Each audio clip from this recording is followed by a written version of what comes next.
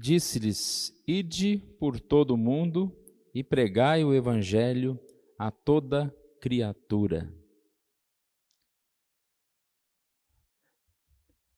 Mês de agosto, nós comemoramos o mês das missões.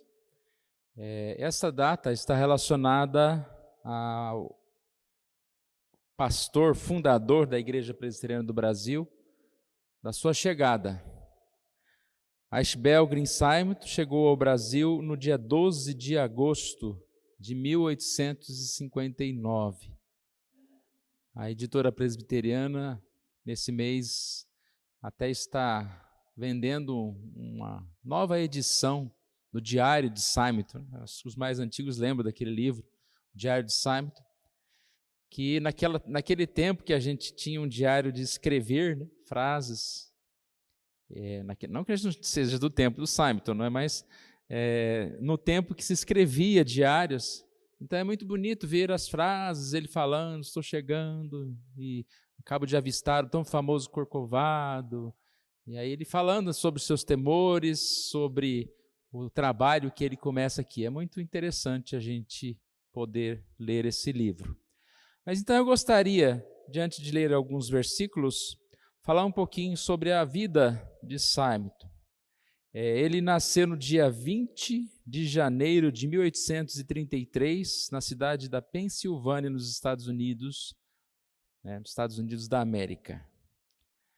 Descendia de uma família de alta sociedade. Seus pais, Martha Davis e William Simonton, eram cristãos piedosos e praticantes do culto doméstico. Seu pai era médico, político e presbítero. Interessante a gente ver aqui, né, ele mesmo sendo de uma família de condições mais avançadas, digamos assim, não houve oposição ao seu chamado, né, e a enviá-lo assim para o país.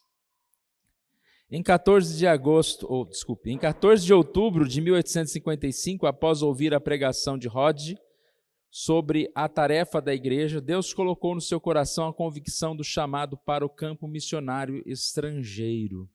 Então, o chamado dele foi um momento, né, especial, ouvindo uma mensagem, né?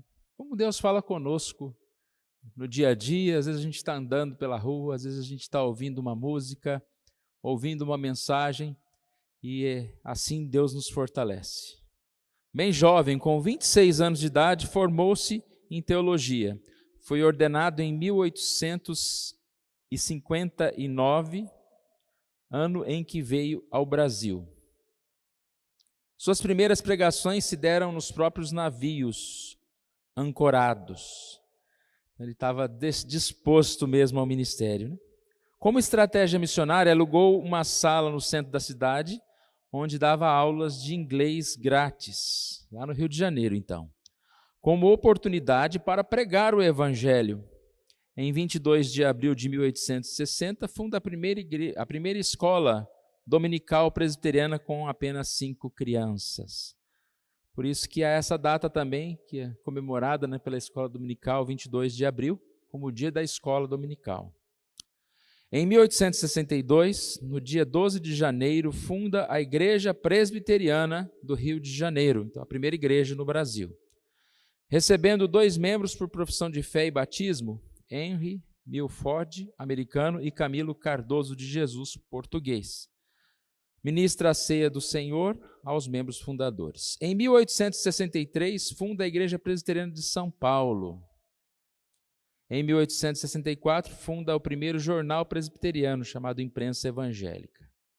E aí a gente percebe o crescimento da igreja. Igrejas em São Paulo, igrejas em Minas. Foi organizado o primeiro sínodo no Brasil. E curioso que tudo isso em apenas 8 anos. 8 anos. Do tempo que Simonton chegou ao Brasil e fundou as igrejas, todo o trabalho que ele fez na escola dominical, dando aulas e assim, realizando, né, o jornal, tudo que ele fez em 8 anos. E aí a gente pensa, né, um homem de Deus deve ter tido uma vida sem problemas, né? E aí a gente vê aqui que Perdeu a sua filha primeiro, depois a sua esposa faleceu, e ele com 36 anos também faleceu. A gente percebe, né, como houve realmente uma dedicação de uma vida, porque se ele tivesse ficado lá com a situação financeira que ele tinha, vivendo nos Estados Unidos, né, ele não teria essas dificuldades que enfrentou no Brasil. Questões de saúde naquela época, né, não eram tão fáceis. E assim nasce a igreja. É claro que o Simonton é uma figura, né? A Igreja Presbiteriana do Brasil não é o Simonton. Primeiro é Deus que levantou um homem para pregar o evangelho de uma forma diferente aqui. Já existiam outras igrejas, e principalmente o catolicismo. Mas Deus levantou esse homem e assim, a história é muito bonita, como a gente vê a mão de Deus trabalhando, né? Deus no controle, e chama um padre que depois vira pastor, e chama outra pessoa, e aí vai o trabalho para tantos estados, né? O Brasil é muito grande, então essa igreja se espalhou e tem crescido, e estamos aqui até hoje pela graça de Deus. No próximo sábado, porque o aniversário aqui é dia 12, né? No próximo sábado, dia 13, haverá uma comemoração, aqui em Sorocaba, num hotel ali próximo de Sorocaba. É um culto comemorativo a esse aniversário. Acho que é 162 anos, se não me falha aqui o número, da Igreja Presbiteriana no Brasil. 163 anos. Nós não somos todos missionários, né, irmãos? Simonton, com 8 anos de trabalho, fez tudo isso. A vida de Simonton é importante para o presbiterianismo. Nem todos nós somos missionários, mas cada um de nós, como eu disse, faz parte dessa igreja, desse trabalho. E Deus, Ele conhece cada um de nós. Aquele soldado invisível, né? Uma vez eu falei a respeito do lugar que tem um memorial aos soldados que são desconhecidos, porque eles estavam na batalha, eles ajudaram na batalha. Não são conhecidos, não tem um nome no livro, não tem um cargo, né? A Igreja Presbiteriana teve a sua reunião do Supremo Concílio há pouco, então teve os representantes que foram lá, o presbítero Pedro estava junto, vários receberam cargos, mas a igreja não são essas pessoas.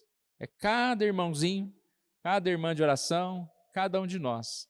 E a pergunta que nós realmente devemos fazer, né, é se eu realmente estou fazendo parte desse ministério, como eu tenho dedicado minha vida nesse chamado, não no exterior talvez, mas aqui na igreja, no bairro.